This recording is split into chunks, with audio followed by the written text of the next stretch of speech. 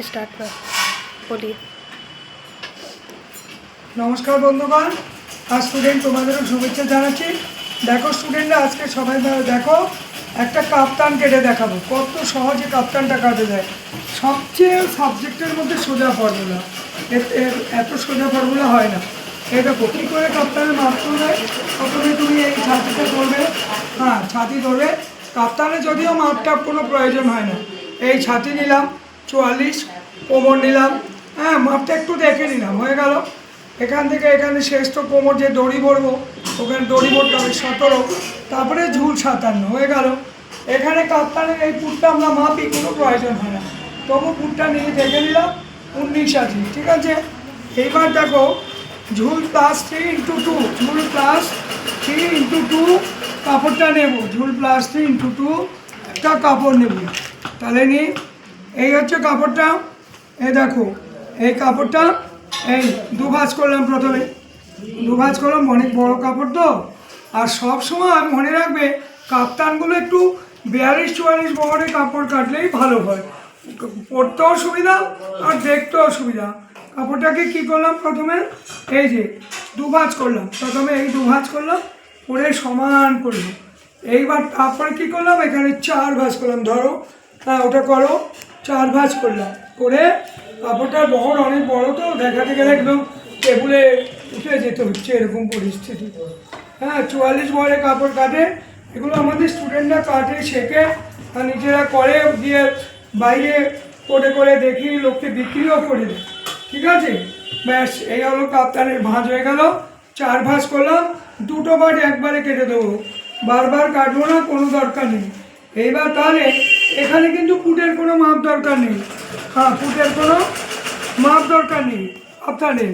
কেন, কাপ্তান এইদিকে অনেকটা ঝুলবে আর এইদিকে অনেকটা ঝুলবে, তো ঠিক আছে, বড় বহর আছে থাক। আমার এই হচ্ছে কাঁধের দিক, হয়ে গেল। আর এইটা হচ্ছে আমার ঝুলের দিক, এইটা ঝুল, এই ঝুল, ঠিক আছে। ঝুলটা নিলাম 57 + 2 হয়ে গেল। এটা হচ্ছে বহর, কাপ্তানের নিচের ঘের, হ্যাঁ 22 × 44 হয়ে গেল। এইবার শুধু কাপ্তানের কাজ হচ্ছে এটা গলা কাটা। এত কথা বলার দরকার নেই, এত কিছু করার দরকার নেই, সিধে গলা কাটো। পাশে গলা একটু আড়াই কাটো, যেহেতু 44 ফিগারের বডি। আর সামনের গলাটা 4.5 মতো কাটলাম, দেখি কত হয়, 4.5 কাটলেই হয়ে যাবে, 4.5, ঠিক আছে না 5 কাটি, হয়ে গেল। এবার কিন্তু আমি এই যে ড্রয়িংটা করে দেখাচ্ছি, এই 5টা দুপাশে কাটবো না। কাপ্তানের পিছনের গলাটা সবসময় একটু ছোট কাটতে হবে, কাপ্তানের পিছনের গলা সবসময় একটু ছোট কাটতে হবে। তাহলে আমি আগে কী করি, এইটা পিছন গলা আগে কেটে নিই, পিছন গলা কেটে নিলাম, হ্যাঁ পিছন গলাটা কাটি, এই যে পিছন গলাটা কেটে দিলাম। তাহলে এই গলাটা তো নিশ্চয়ই এই গলাটা আমার বলে, এই যে এই পিছন গলাটা কাটলাম, এই গলাটা নিশ্চয়ই এটা 44 ফিগারে হবে না। তাই জন্য কী করবো, দেখো সোজা এটা কাপড়টাকে খুলি, একটা ভাঁজ সরিয়ে আনি, কাপড়টা টানো, খোলো, হ্যাঁ খোলো, যে কোনো একটা পার্ট সামনে নিলেই হলো, যে কোনো একটা পার্ট।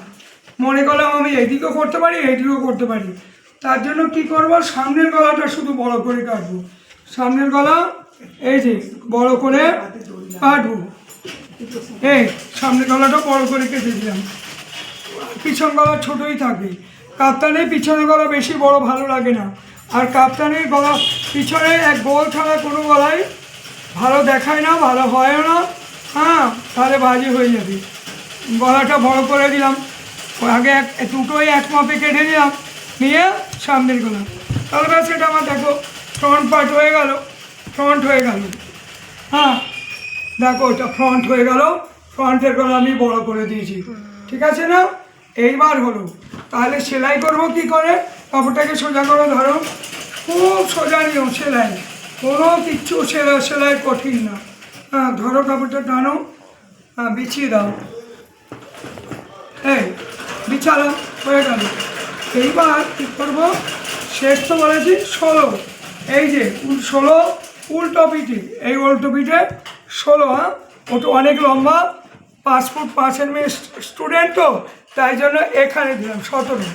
এই দেখুন 17, এখানে এই পাটটা পর্যন্ত আসবেন না, এই পাড় পর্যন্ত আসবে না, এই পাটটা থাক, এই পর্যন্ত দড়ি।